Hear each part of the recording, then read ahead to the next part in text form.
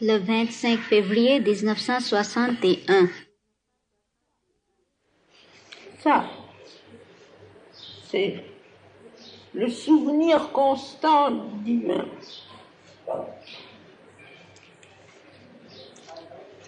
Ça, c'est l'énergie de vie, et c'est l'énergie de vie purifiée. Ça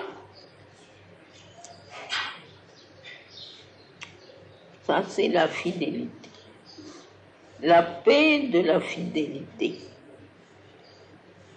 Fidélité au divin, naturellement, bien entendu. Ça, c'est la sollicitude divine. Ça, c'est l'aspiration pour la transformation. Et ça, c'est la réponse. Et regarde comme il est beau, il est en velours. Promesse. Ça, c'est la lumière sans obscurité. Et ça, c'est la réalisation. Première fleur de Nanteuil, de l'arbre de Nanteuil. Voilà. Et puis tu peux mettre tout ça là-dedans.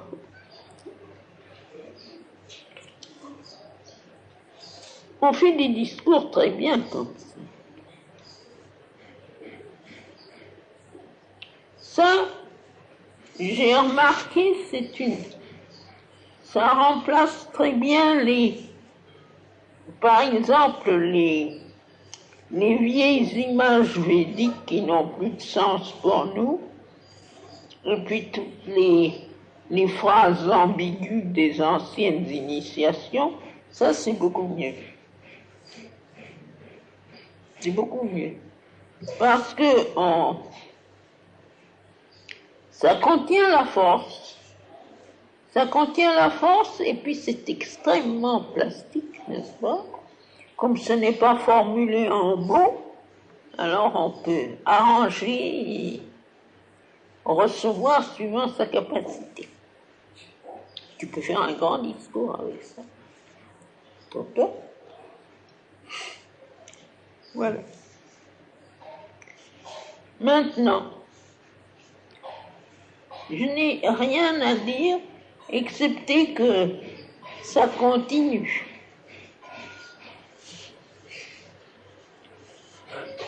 Pendant 2 jours, c'était juste après le darshan. Le darshan a passé assez bien, beaucoup mieux que je ne pensais.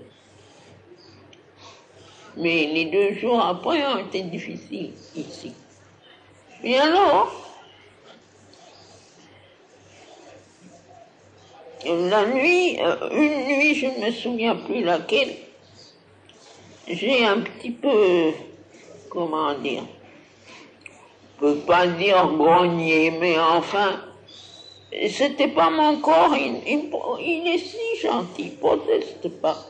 Mais moi, je trouve que, quelquefois, n'est-ce pas, j'ai trouvé que c'était un peu exagéré ce jour-là. J'ai dit tout de même,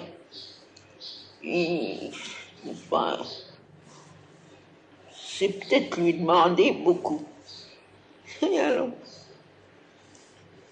toute la nuit, chaque fois que je m'éveillais, et que je voyais, pas avec ces yeux-là, mais que je voyais des serpents, mais ils étaient tous comme ça, dressés et arrangés. C'était tous des cobras magnifiques, n'est-ce pas? Ils avaient le ventre blanc, le dos gris perle, et puis ils avaient des petites taches d'or sur la tête. Ils étaient tous comme ça autour de moi à me regarder. Et c'était exactement, n'est-ce pas, ça donnait l'impression, mais toute l'énergie nécessaire est là, faut pas s'inquiéter. Alors j'en ai conclu que toute l'affaire doit avoir une utilité. Que ce n'est pas seulement une incapacité du corps d'être assez plastique pour recevoir, mais que ça doit avoir une utilité laquelle je n'ai pas compris. Je l'aurai peut-être plus tard quand ça sera fini. Et alors le lendemain, c'est venu dans l'après-midi, quand je prenais mon bain, dans mon bain, je ferme les yeux et je vois, alors celui-là était énorme, n'est-ce pas, magnifique. Et il me regardait presque souriant, il sortait sa langue. Bon, ça va bien. Il n'y a qu'à durer. Voilà, c'est tout ce que j'ai à dire. Alors toi,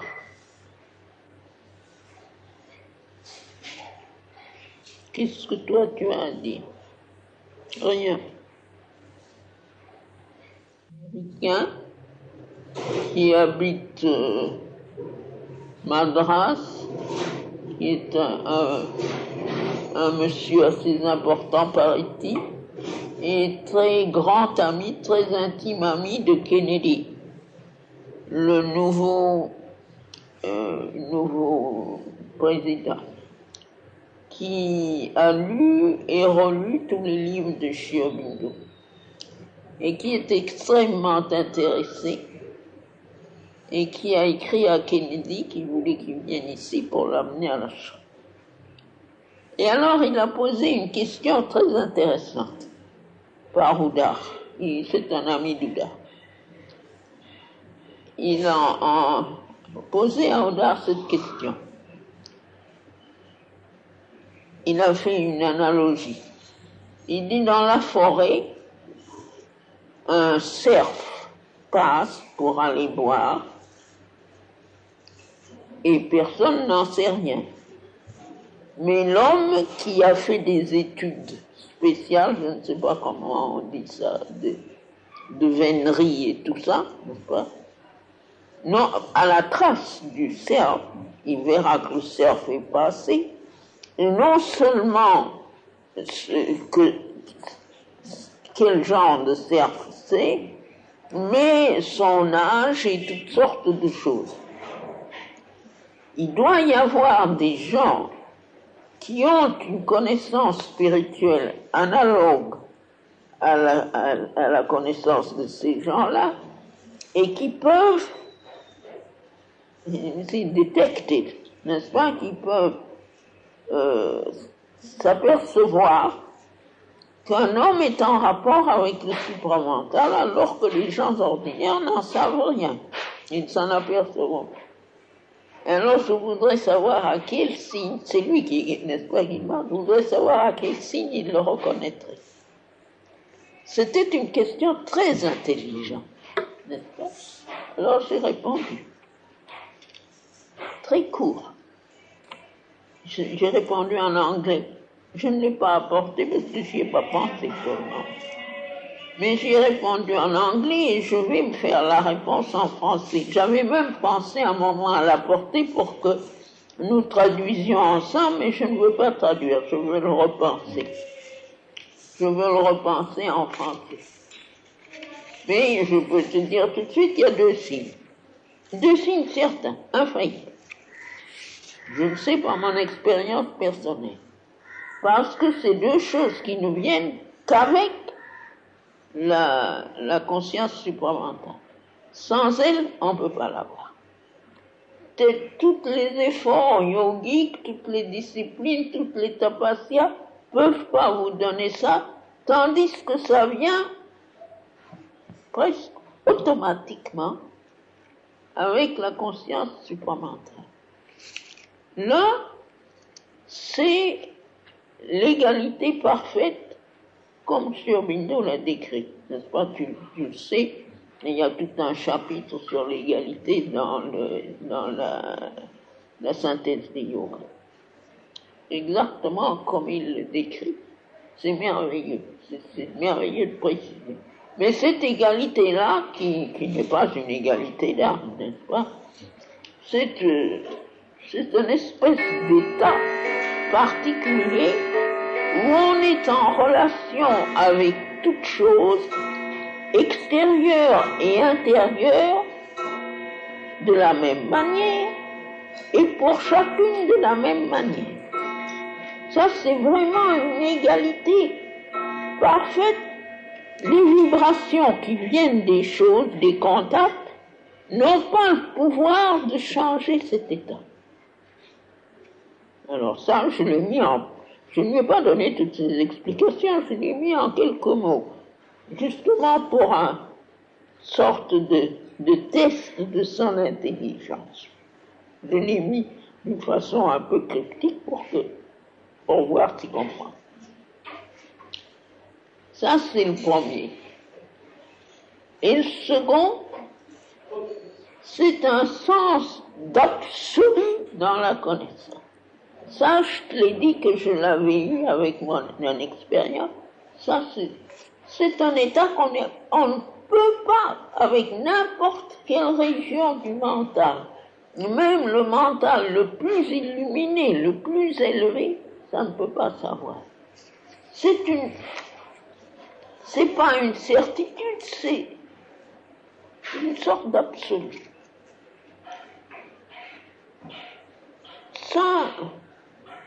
Sans possibilité, il ne s'agit pas de doute, même d'hésitation ou de n'importe quoi, et sans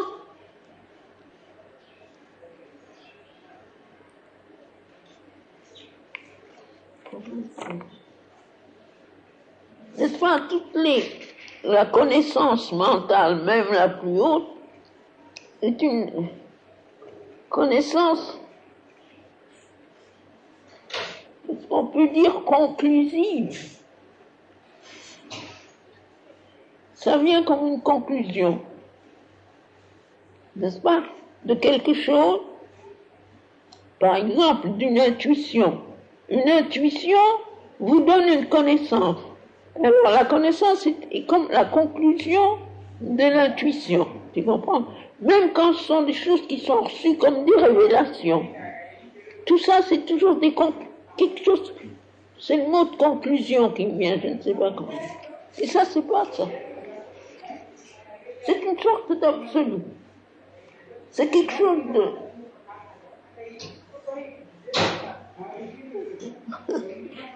Et puis alors, n'est-ce pas?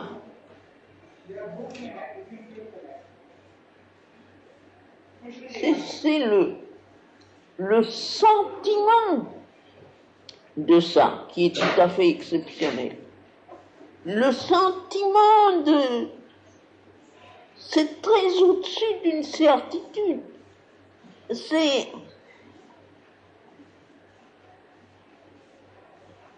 un fait, n'est-ce pas? Les choses sont des faits. Et c'est très, très, très, très difficile à expliquer. Mais quand on a ça, alors,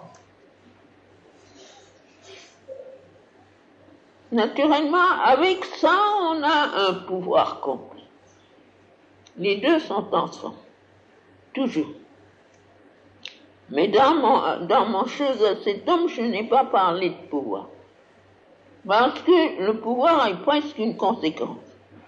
Et je ne voulais pas parler des conséquences. Mais le fait, c'est ça.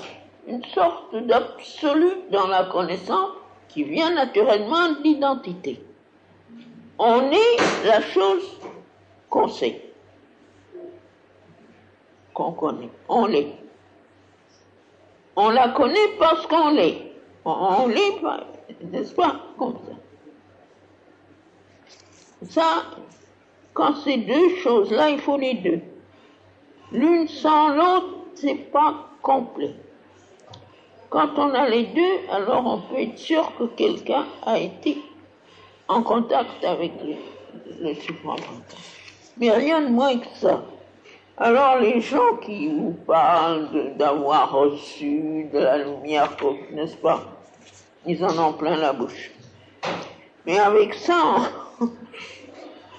on est sûr de ça, de sa perception. Et c'est tout à fait évident qu'avec ces deux choses-là, vraiment, ce que Sri Aurobindo dit, you step in another world. Vous sortez de toute cet hémisphère et vous entrez dans On a le sentiment. Le jour où ça sera installé, alors là, ça sera bien. Et n'est-ce pas, ce n'est pas le résultat ni d'une aspiration, ni d'une recherche, ni d'un effort, ni d'un tas patient, rien du tout. Ça vient. Bon.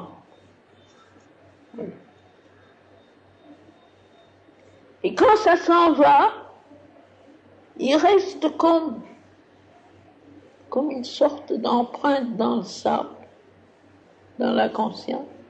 On a l'impression que la conscience, c'est comme une couche de sable. Ça a laissé une empreinte. Si on remue trop l'empreinte, ça va. Si on est bien tranquille, elle est là. Mais c'est seulement une empreinte. Et ça ne s'imite pas. Ce qui est merveilleux, c'est qu'on ne peut pas l'imiter. Toutes les choses, par exemple, toutes les réalisations ascétiques, on peut les imiter. Ça ne peut pas s'imiter. Ça n'a pas d'équivalence nulle part. C'était comme mon expérience de cette nuit-là, n'est-ce pas? L'impression que j'avais était extraordinaire. L'individualité, même dans sa conscience la plus haute, même, n'est-ce pas, ce qu'ils appellent l'Atman et l'âme n'avait rien à faire là-dedans. Ça vient comme ça avec un absolu. Aucune participation individuelle, c'est une décision qui vient du suprême. Eh bien, les autres choses, c'est la même chose. Toute votre aspiration, toute votre tapasya, tous vos efforts, tout ce qui est individuel, absolument aucun effet. Ça vient, c'est là. Et vous ne pouvez faire qu'une chose, c'est de vous annuler autant que possible. Si vous arrivez à vous annuler tout à fait, alors l'expérience est totale. Et si on pouvait garder cette disparition d'une façon constante, alors elle resterait là constante. Ça encore. Je ne sais pas si toute cette...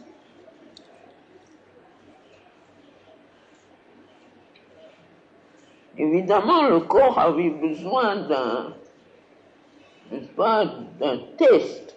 Je ne veux pas dire épreuve dans le sens où on comprend en français. Un test très sévère. Parce que c'est la seule explication que je peux donner au point de vue personnel. Au point de vue général, il y en a beaucoup, mais ça, le jour où on me le dira, je le saurai. Parce que toutes les imaginations, ça ne sert à rien.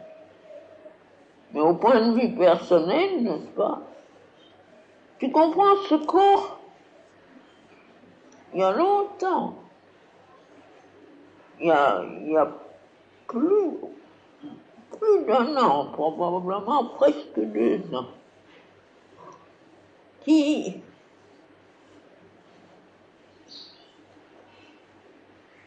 ne sent plus ses limites.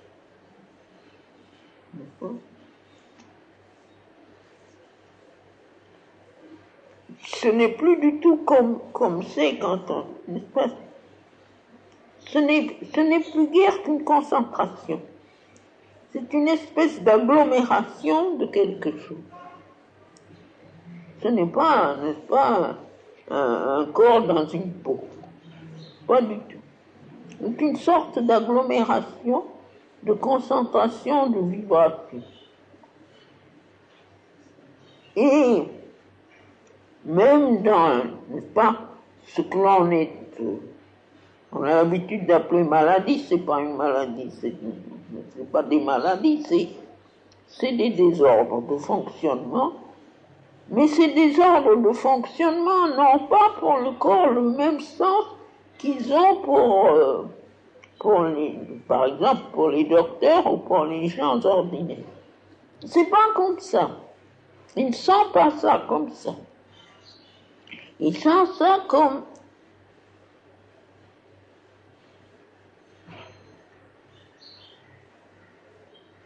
une sorte de difficulté d'ajustement à un besoin vibratoire nouveau.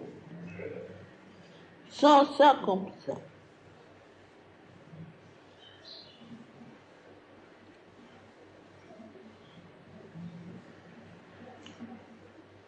Avant, quand il ne pouvait pas faire son travail, il avait une sorte d'impatience.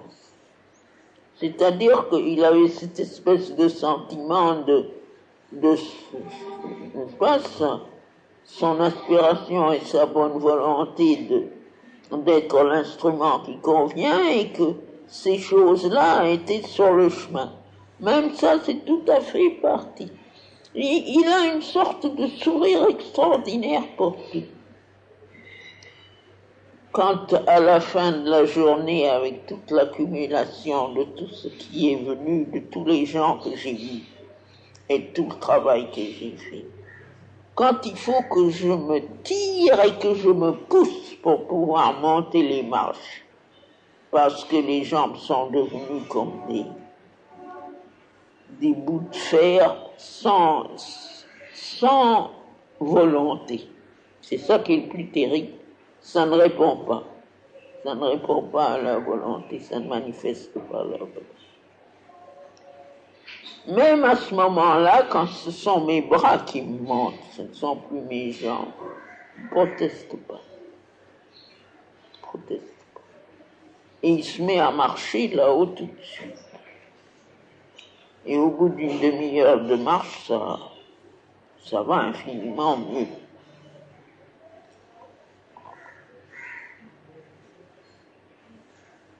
Mais pour lui, il ne sait pas pourquoi c'est arrivé. Il ne sait pas.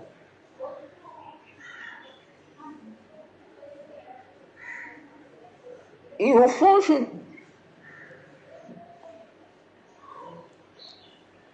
il trouve que ce n'est pas nécessaire d'essayer de le savoir. C'est comme ça, c'est comme ça. Et si on lui demande, n'est-ce pas, il dit bien quand ça devra être autrement, ça sera autrement. Ça, c'est exactement sa position.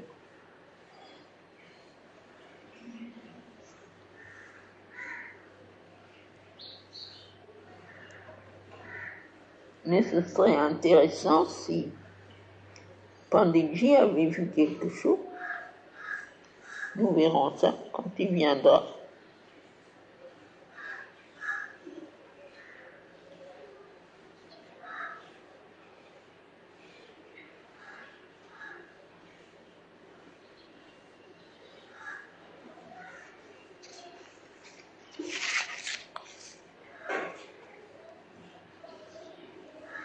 Il est évident que c'était nécessaire. On verra.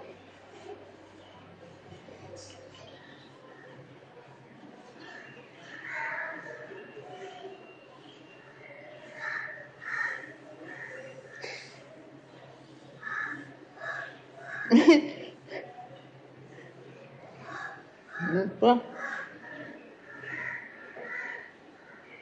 Dans ma conscience, il y a l'ensemble de tout ça et il y a cette sorte de compassion essentielle qui s'applique à toutes choses, toutes les difficultés, tous les obstacles, tout ça. Et quand les gens viennent à moi, je reçois, n'est-ce pas, les lettres par douzaines, et les gens viennent, chacun avec une petite misère ou une petite difficulté, soit intérieure, soit extérieure. Ils ont un petit bobo et ça devient une montagne.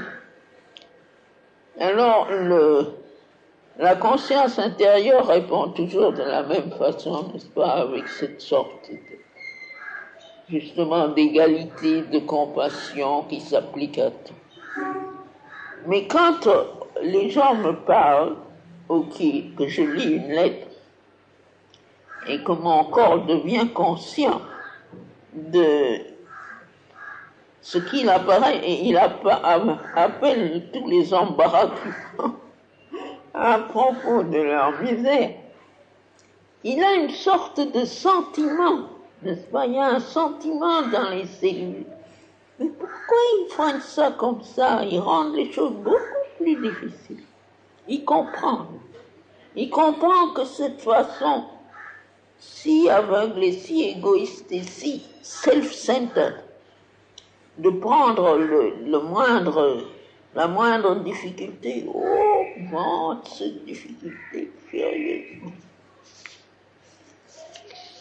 Et c'est assez amusant.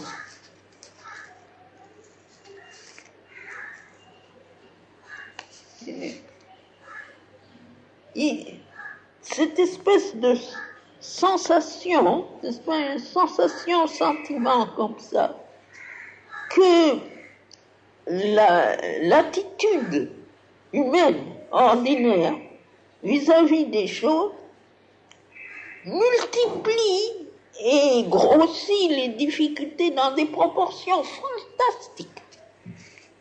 Que s'ils avaient seulement la vraie attitude, une attitude normale, n'est-ce pas, un peu simple, une attitude sans complications, toute la vie serait plus facile. Parce que le corps sent les vibrations, n'est-ce pas, ces vibrations qui justement se concentrent pour faire un corps. Il sent leur nature et voit comment une réaction qui lui appelle normale, n'est-ce pas, une réaction paisible et confiante, comme ça rend les choses plus faciles.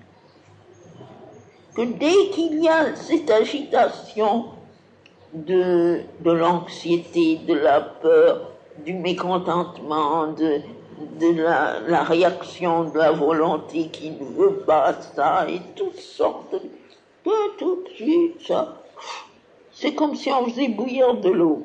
Ça va comme ça, comme les machines. Que si on le prend comme ça, avec confiance et simplicité, ça s'est réduit à son minimum. Purement matériellement, dans la vibration matérielle. Il n'y a presque, je dis presque parce que il n'a pas eu toutes les expériences, n'est-ce pas? Mais presque toutes les douleurs peuvent être réduites à quelque chose de absolument négligeable. Naturellement, il y en a qui n'a pas eu, mais il en a eu une quantité suffisante. Que c'est cette anxiété de cette vibration semi-mentale, n'est-ce pas, comment, qui complique tout. Complique.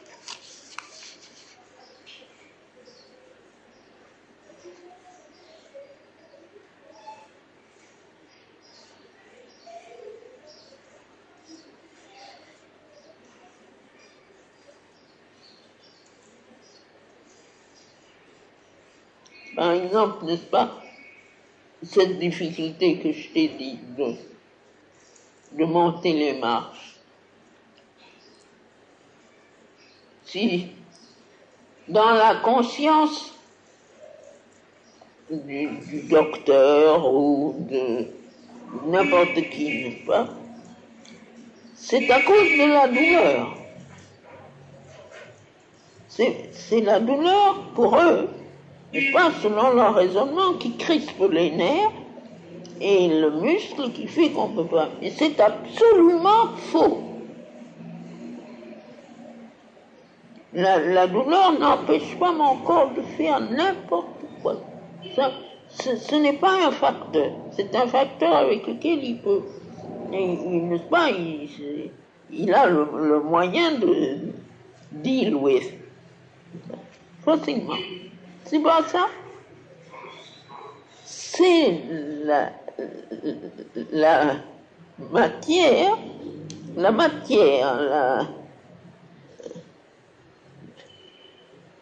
probablement la matière cellulaire qui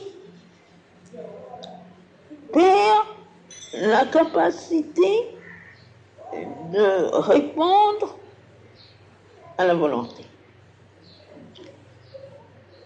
à la force de la volonté. Le pourquoi, ça dépend de la désorganisation. Pourquoi c'est comme ça, c'est pas. Et alors, je suis en train maintenant, chaque fois que je monte, je suis en train de chercher le moyen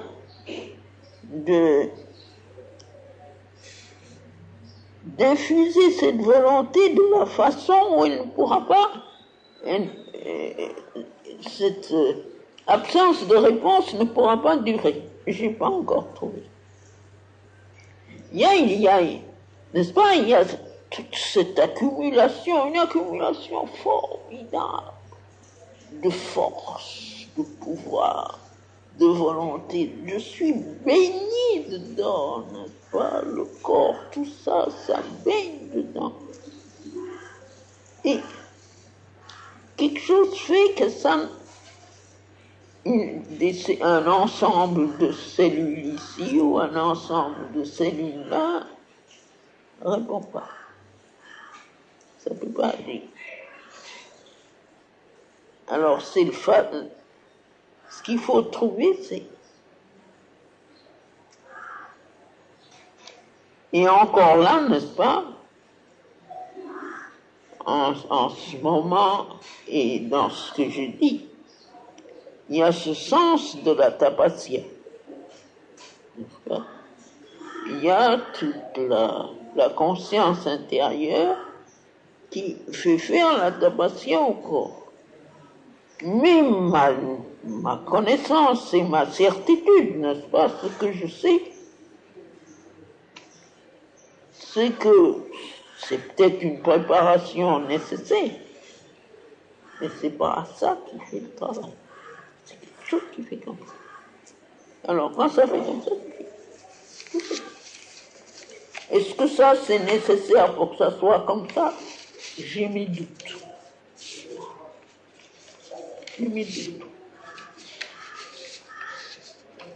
Mais ça ne peut pas s'exprimer, parce que comment on l'exprimerait?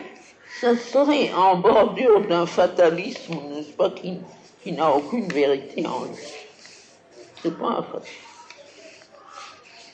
C'est pas un fatalisme. Du tout. Qu'est-ce que c'est? Quelque chose qu'on ne peut pas dire.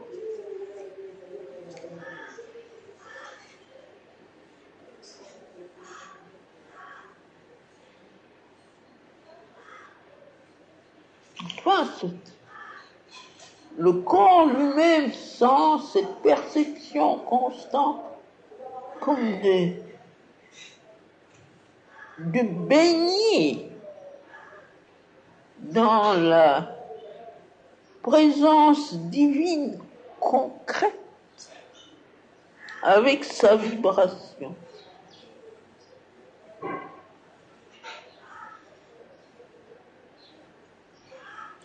Alors, au point de vue psychologique, n'est-ce pas,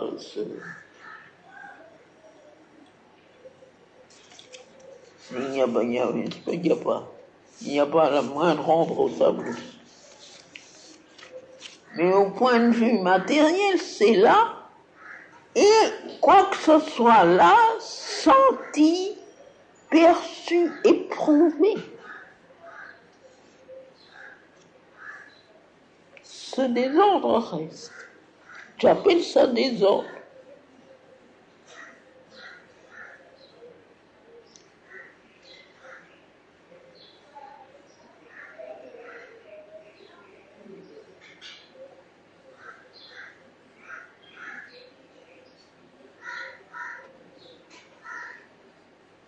C'est un grand mystère où tout est un grand mystère.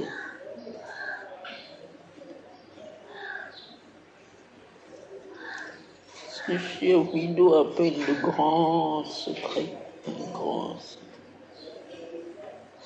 Le jour où on aura trouvé ça.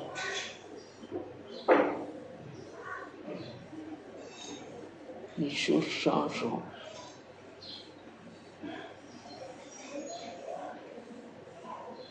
Et comme on voit commencer que même l'intelligence la plus haute, la plus lumineuse, rien comprend, rien. C'est idiot d'essayer.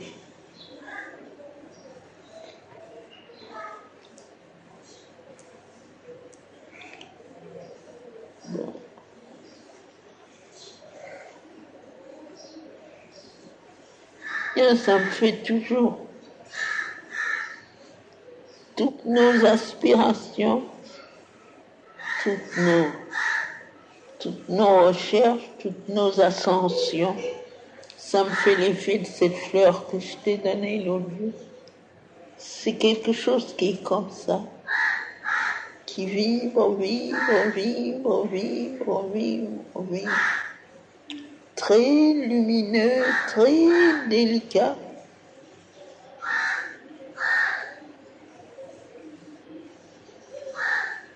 C'est essentiellement très joli.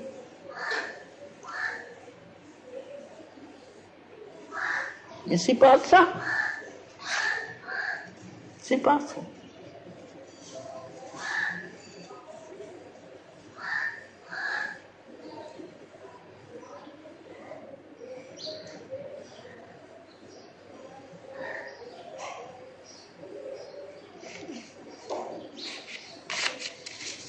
C'est la nature même qui change.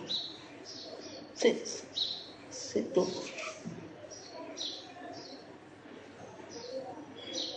Et c'est toujours quand ça vient, dans quelque domaine que ce soit, ce sentiment d'absolu. C'est ça. C'est absolu. Ça porte tout en soi. C'est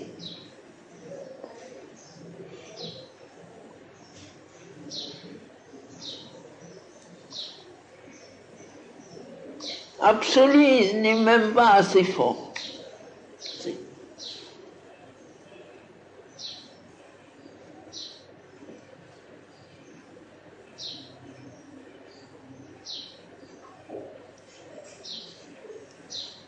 C'est pour ça qu'on dit un absolu irrévocable, irrémédiable, n'est-ce pas?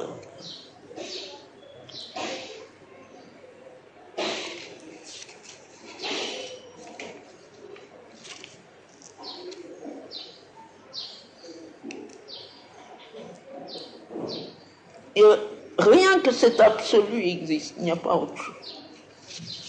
Il n'y a que ça. Et tout est là.